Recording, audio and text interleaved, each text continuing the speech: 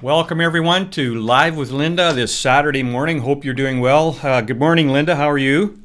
Great, Gary. It's wonderful out there, isn't it? Isn't it nice? Oh my gosh, I didn't want to come in the house. It was so nice. Man, I just loving it out there.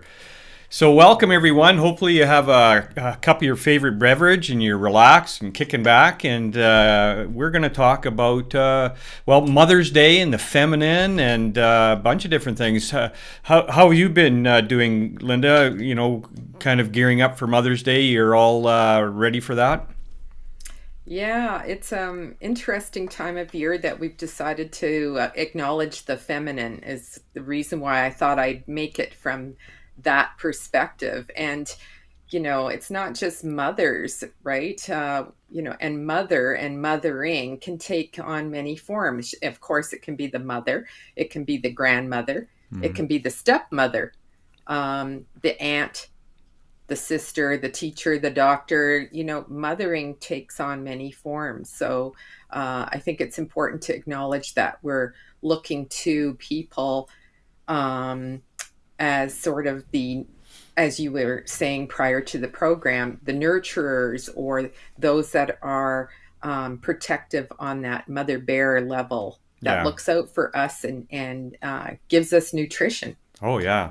I on can. many levels. Oh, absolutely. I can remember our kids coming home, and I've had home offices for years, and the first word that come out of their mouth was "mom," and then they didn't even want anything. It's just "mom." They wanted to know that anchor was there. It was an interesting thing, and it was all of them. They all did the same thing. The big check-in.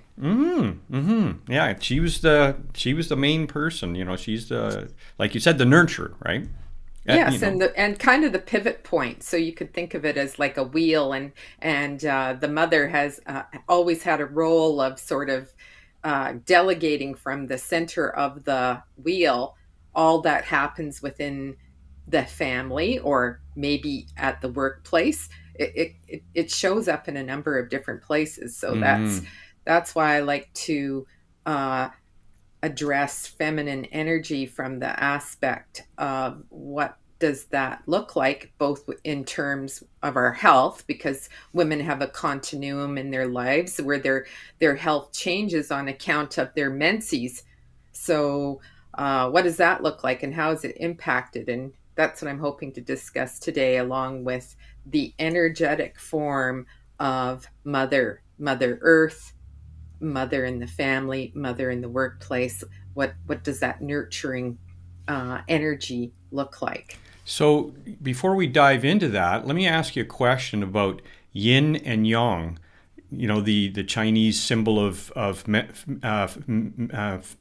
feminine and male, I guess. What would you call that? Masculine and feminine. Can you explain that a little bit? We're kind of just talk about Sure. that before we go into the one side. Now, is yin female or yang female in Uh, that?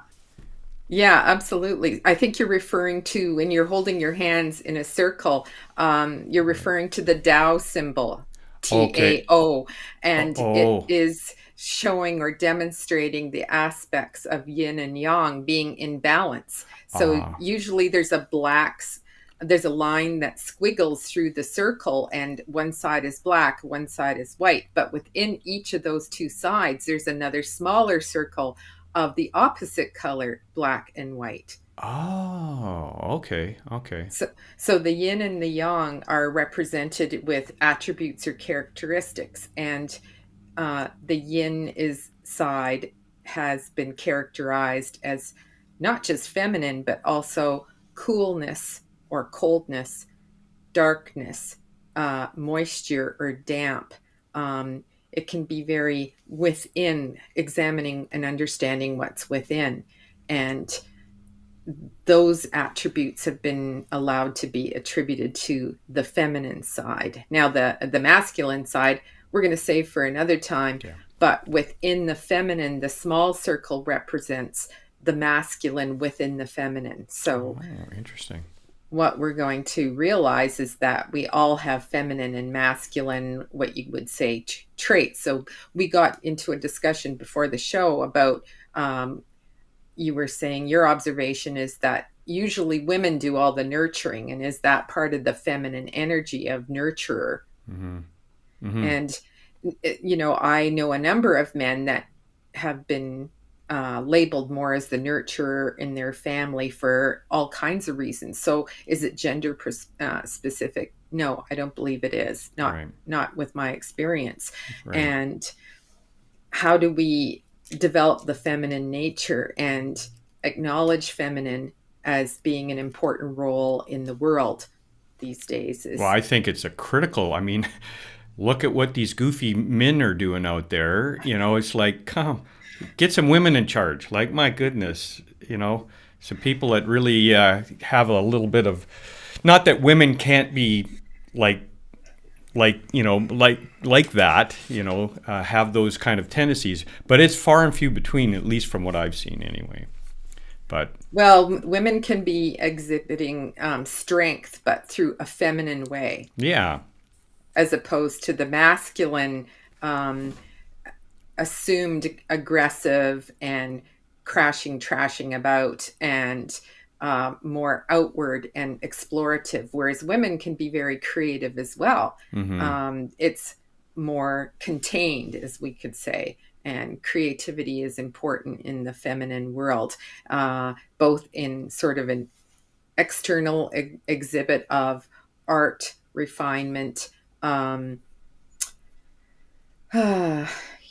pottery, and the shaping of tools necessary for on the home front. Mm-hmm. And men take that energy out into the world to explore, review, enhance differently than women. Right. So that seems to be traditional roles that have evolved. If there's an equal respect of both, uh, then we've got balance. And that's what the Tao symbol is all about, having the balance between all the attributes so that we have a more pleasant environment and world, both for health and pleasantness and Mm-hmm. progression. Mm-hmm. Hmm. Yeah.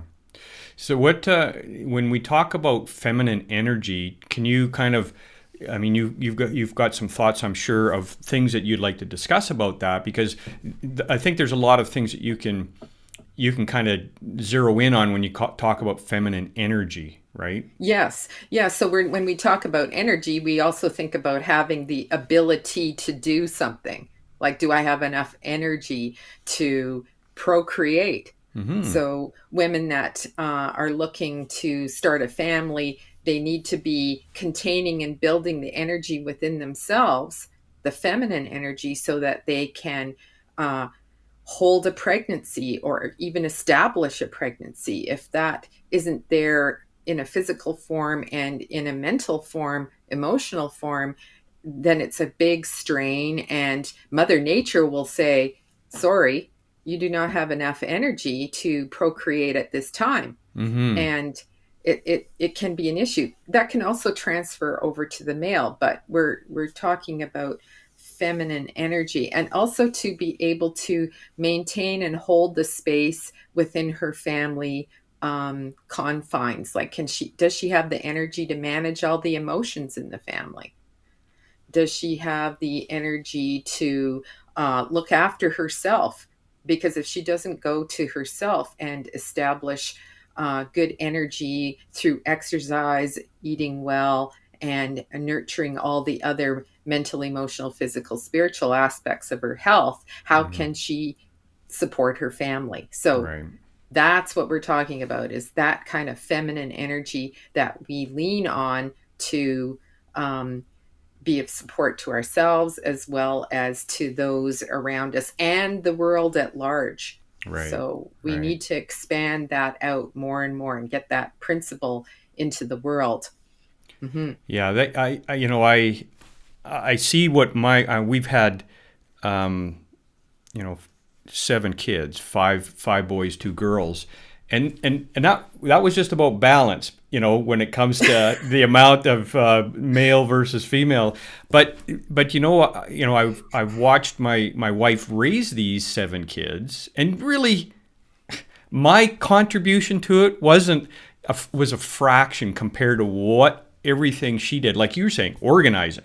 She had to have the energy, and I just, when I look at what a mother, dual income family mother, for an example, she's working, she's coming home, and guys need to step up. Guys need to step up and contribute and help. It's not a one person show, and I see, I see this in my family. What we went through and the learning experiences, because men are all, we learn from what we see in other men, right? And doesn't mean it's the best way, right?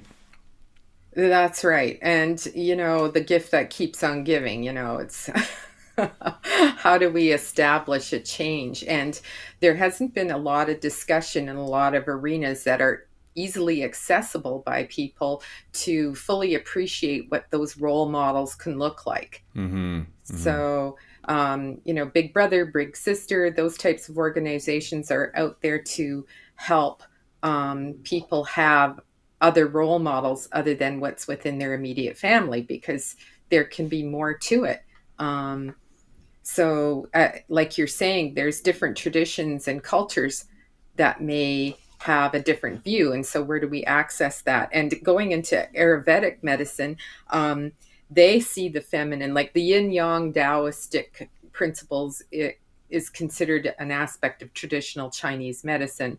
I also like to look at the other forms of medicine, such as the Ayurvedic, which is the East Indian Mm. theory. And they see the feminine power or energy as being one based in trust. So, trust that all works out according to principles that aren't always of our control. Mm. So, we do what we can and then we trust. Right. The other principle they like to emphasize is the one of creativity, because again, it's the basis of the procreativity of the womb, and more about the insight into ourselves. So, as we claim more trust and insight into how our bodies physically work, that's what the Ayurvedic are trying to emphasize in their world, that it's um, based on the intelligence of the cosmos and the universe and in nature, that our bodies can and know how to heal themselves, and with the right support we can get them there, whether it's using yogic practices, eating properly, understanding that there are many herbs that can help balance irregularities that women will encounter over their lifetime. Right. Right. Yeah, it's quite interesting because I've seen some of the stuff on the Ayurvedic, more of the balance and the mindset around it. And I had a friend of mine who grew up in China. His parent, before he came to Canada, he was in Hong Kong, and it's an interesting. He told me of a tradition that they have in their family that he said that went back as far as he could remember, that the mother would be the one that learned, about herbs and medicines. And he says, every time I see my mom, she says, oh, you need a little bit of this. And she'll go mix some herbs up and give it. But it was handed down, not from male, but it was handed down from female to female in their family line. And I thought that was quite interesting. Yes, very interesting. And we could probably debate for quite a long time about what would be the yang version of doing the herbal medicines and passing that down through the Would ancestors. would there be a nurturing component to the medicine that maybe the yang is the male, right? Yes. Yeah, that the yang or the masculine wouldn't necessarily maybe. I'm not sure how to frame this, verbally, but it would have a susceptibility to be more of, would the because the yin is more nurturing, would that be one of the reasons why it was more energy was in that area? Well, that's an interesting perspective because one could also look at it as herbs and food are taken internally. So that is prepared typically by the female. Yeah. Knowledge is also there for the males, but it's an internal thing to nurture.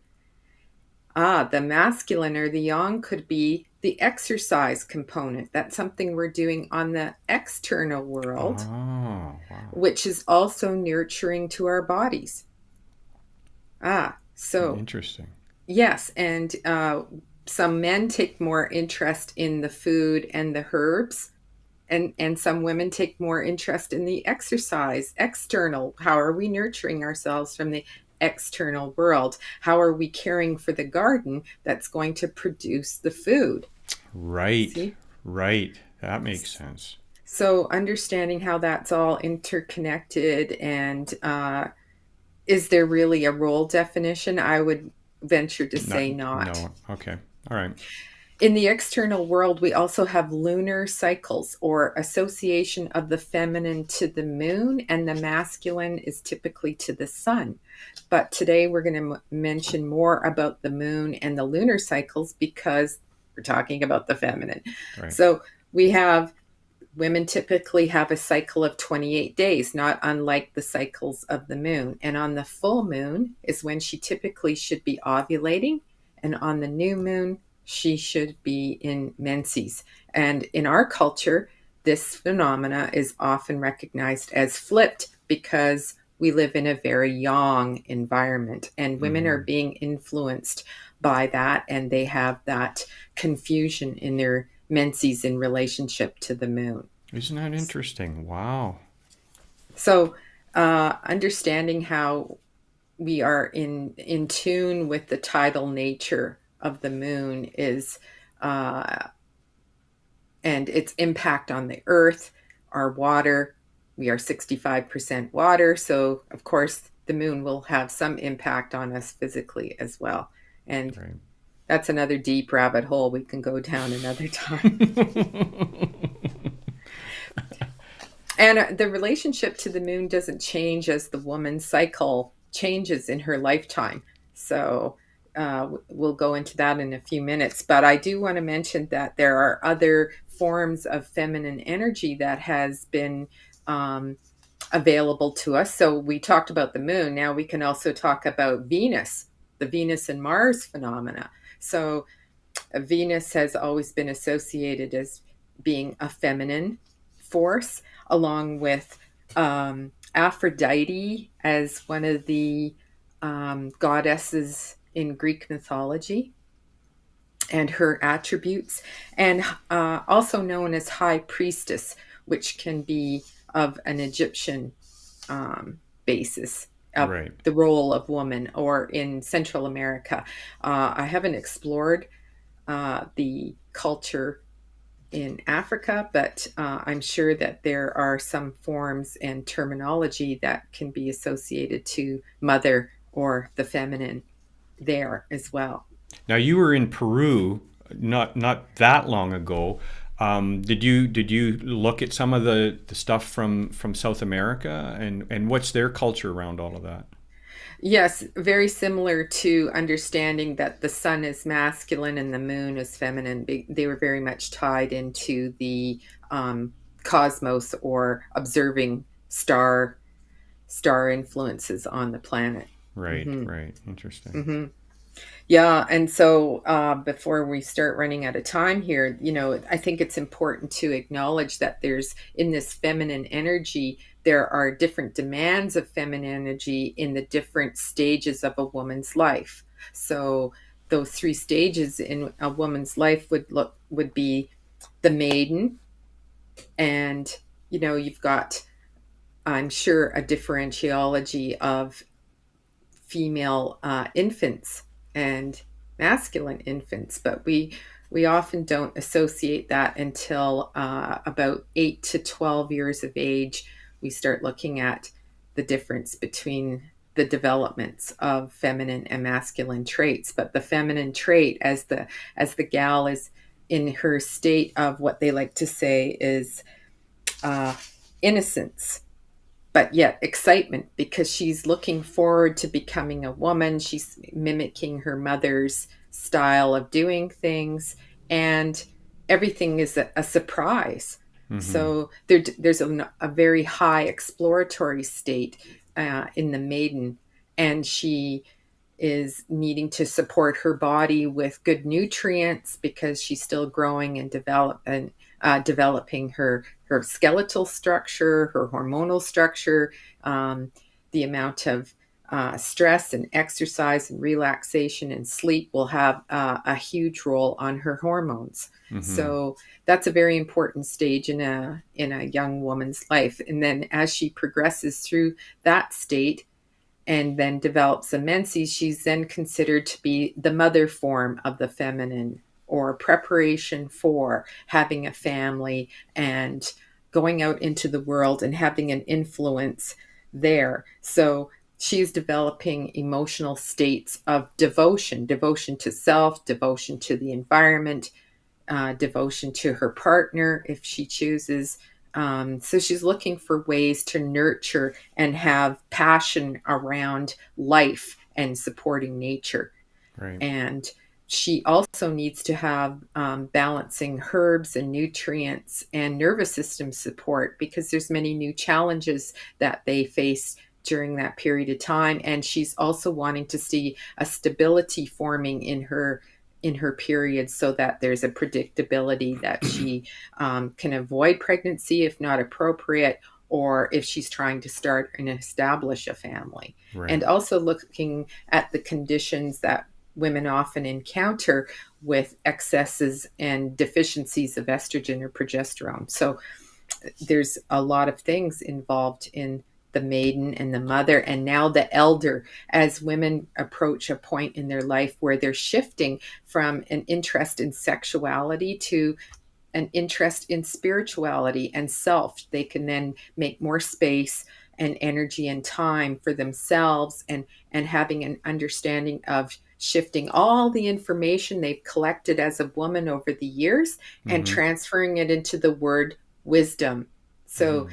the elder is looked at as having and maintaining wisdom, and part of that is refining her intuition and her place in the world as a directive person. Right. Yeah. Right. And so her health issues become one of maintenance, maintaining her health, and avoiding conditions like osteoporosis or other chronic illnesses if she had not been, addressing those as she's moved through this continuum of life. And there's very specific herbs that are very important to a woman that I'm hoping to send an email out in the next day or two that are going to talk about specific herbs, why they're important in a woman's health and at what stages. And they can be anything from, things to help the menses, like, black hohosh, evening primrose oil, milk thistle, ginsengs. There's a variety of different herbs that have cooling and warming uh, attributes that will help them at different points in their health stages.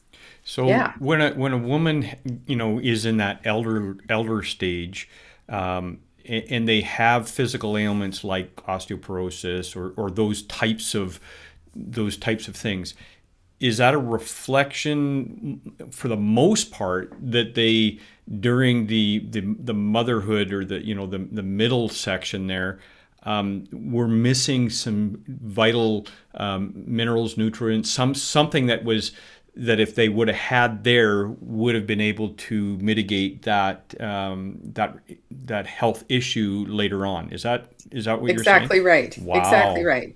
And it establishes itself very early in life. Like it's, 10, 12 years old, you're still able to, up to 25 and 30, establish a good structure. So those formative years are also as equally important. And I think we, in our system, education system, as I understand it, does not provide adequate understanding for long reaching health implications. to girls that can grasp those ideas when they're 15 or 16. And you just have to ask them to look at their grandmas or their moms and just see where they potentially could be headed if these things aren't Wow. considered. Wish would have known. I'm sure a lot of women would have loved to have known some of this or having some of this knowledge when they were younger. To mitigate. I know quite a few ladies who are suffering from osteoporosis, and I'm going, man, they could have mitigated that. Like, wow, that's in our culture and society in conventional medicine doesn't address any of that at all. Unfortunately, our current conventional medicine approach is one of emergency medicine. So, what is the current issue at the moment? Yeah. And we address that. It's not focusing on prevention and what can we do to. Simple things like how much water do you drink in a day? How much fiber do you have? I never get asked that question when I visit but then again, if he knows what I do. Yeah. But still, I don't recall in the past having those frank kind of discussions, Yeah. and it doesn't take long. No. And coming from an authoritative person, it should have some impact. But Yeah. yeah, so I am looking to develop a whole woman wellness program where each stage of a woman's life is addressed and according to the seasons. So we can continue to connect with our roots, so to speak, and establish relationship with nature from a physical, mental, emotional, spiritual health perspective.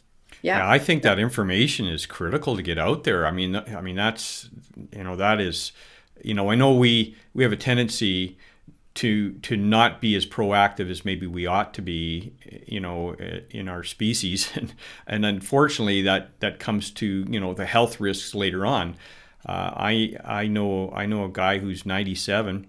You'd think he was in his early 60s, and he just looked after himself from the get go, and he's benefiting from it now in his elder years because he just thought of those things. They came to him. Where me, I didn't think about stuff like that. Well, and he's a guy, and that's another whole story. And women tend to be the responsible ones for the health of the family. So Hmm. focusing on where the natural interest seems to be, it would be a good entry point for people appreciating more information on how to maintain their health and not be reliant outside on the external available information. Yeah, I think we need to get away from the government guidelines. I mean, yeah, okay, it's nice to have guidelines, but we really need to be more specific. It's kind of like in school, they don't teach anything about managing money. And it's one of those things that's Yes. like, oh man, no wonder we have people who are in so much debt. But, going back to health, we have the same problem with health. In fact, it's worse because the health thing, puts a greater burden on our whole infrastructure because we could mitigate so much stuff by having information like you provide to be able to Support people. proactively. Yeah, exactly. Yeah, support people so that they can lead healthier, happier lives and be self-reliant and Hmm. self-responsible. I Yeah. mean, we can't look to the government to be helping us. We also need to be, responsible for our own health. And that's what I think, the purpose of making this type of discussion on Mother's Day is to acknowledge how women may be the source point in the family and they need to support their own personal energy and Yeah. knowledge so that they can uh, impart that on their family members and then take it out into the community at some point. So, Yeah, absolutely. No, I, I can still remember my wife taking pregnancy vitamins and stuff, but it probably didn't have a drop of what was really needed, as she was going through that, going through those pregnancies, and now the more I think of this, I'm thinking, wow, this really needs to get out there. This is important stuff. Yeah, very important that, and women with multiple pregnancies have to have the time to replenish Hmm. and reestablish that they have the strength and the nutrients to go forward with it, yet another pregnancy. Right. And that has ramifications in their lives down the track as well. Yeah. So, anyways, I think it's been an interesting chat today, and Yeah. I'm looking forward to talking about the masculine energy close to Father's Day. How's Yeah. that sound? Yeah. No, Even it though sounds good. I don't like all the commercialism, but maybe we can mitigate that with a little bit of Yeah. this Yeah. No, type of discussion. and I think I think there needs to be a balance in this too, because you see, the term, and you'd mentioned this, that it's a masculine world. That may, just because they're more aggressive or what, I don't know, but it needs to be more balanced. It needs to be, I heard the term equally yoked, between the masculine and the feminine, my opinion, and as opposed to the way it is now. I just, where women, the vote and all these different things that they couldn't do. I'm just like, are you kidding me? I really struggle with that. Well, and one has to be cautious that women don't want to take on more masculinity roles. They want to raise their feminine roles and have that impart its energy on their community, their family, and Yeah. roles not becoming more masculine to No, then have a place in a masculine world. I mean, that's not the purpose of no, what we need to do no. moving into the future. And I think there's a huge consciousness that is starting to shift out there. And this is the beginning for me to start getting out there and talking about it. Cool, cool. Well, thank you so much. This has been really great. Any questions before we wrap up? I don't see any. Let me get my. Where is it? There we are. And people can email me too. Yeah. And happy to dialogue with anybody. Give me a phone call Yeah. at the office and we can set a time to have a brief discussion. Maybe there's some support they need. Yeah, absolutely. Yeah, definitely reach out, and Linda's website link is in the comments below. And so if you have any questions, please get a hold of her, or you want to dive in a little bit deeper into this particular topic or any topic that you feel has been kind of weighing on your mind. By all means, reach out. We sure appreciate Linda, you sharing this with us. Is given it for me.